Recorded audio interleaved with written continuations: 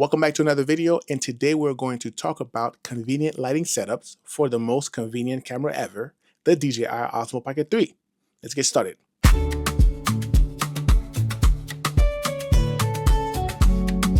If you got the DJI Osmo Pocket 3 to shoot music videos, short films, content, then that means you value convenience and portability. With that, if you're going to get lights, then you need lights that are portable and convenient. So I'm going to talk about the lights that I use. This one is the WeLight RB9. Those are RGB lights, LEDs, and I have two of them, and they're great. Reason why they are great, they're inexpensive, they get the job done, and they're portable. So I use two of them with a regular phone tripod, and then I also use the Godox ML60.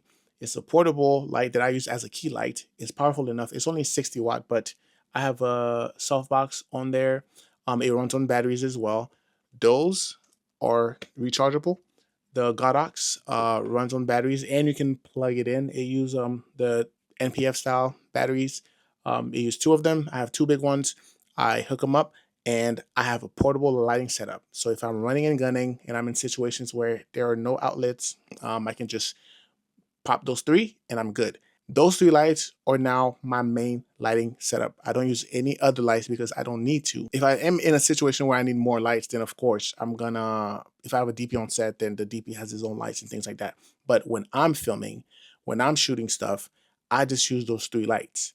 And I make sure that, I have good lighting, because some light is better than no light.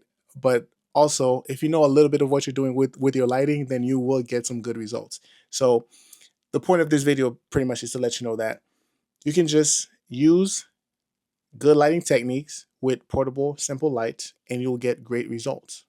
Um, there are better options out there now. At the time when I bought these, like 2 years ago, there weren't many like good quality portable lights, especially for like to use as key lights. But nowadays they have many options. I just saw that Amaran came out with a couple of good options. They're even smaller. So yeah, the Godox ML60 is like the size of a can of beans, but the new ones are like flat, square, and they get the job done. So you can have a minimalistic shooting setup. And that's going to come in handy, especially when you're renting locations that don't typically allow you to film videos there because they're afraid that you might damage their floors with heavy equipment and things like that. So then you can let them know that, hey, you're not using heavy equipment.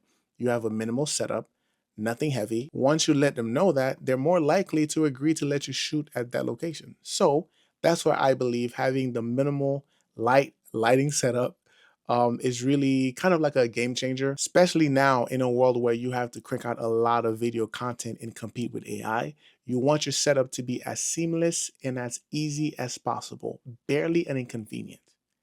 If you get that reference, you're part of the club. So this is not a review by any means, but the lights that I've been using, like I said, I've had them for 2 years. The LED, the small LEDs, and also the Godox, those lights I've had for a little bit over 2 years now, and they haven't failed me yet.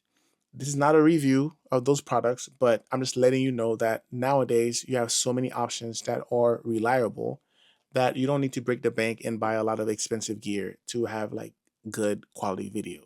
Just learn some good lighting techniques and don't be afraid to use colors in your scenes. Whether it's the clothes, the location, the background, the lights that you use.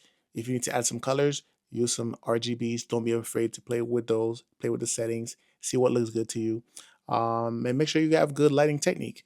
Once you have that, then you can have a good time in post, just messing with the footage, with the color grade. And yeah, so that's pretty much all I wanted to talk to you guys about today. I feel like there are a lot of people who are getting into videography or filmmaking because now the barrier to entry is extremely low. Because even with the Pocket 3, you can shoot some amazing stuff. So people pick it up thinking that they're just gonna vlog, but then they end up, making high quality videos. So yeah, that's pretty much it. If you enjoyed this video, of course, like, comment. If you have any questions, let me know. There are also links to the lights that I talk about in this video. There are affiliate links, so if you want to support the channel, just click those links and get those lights if you want to. If not, it's all good.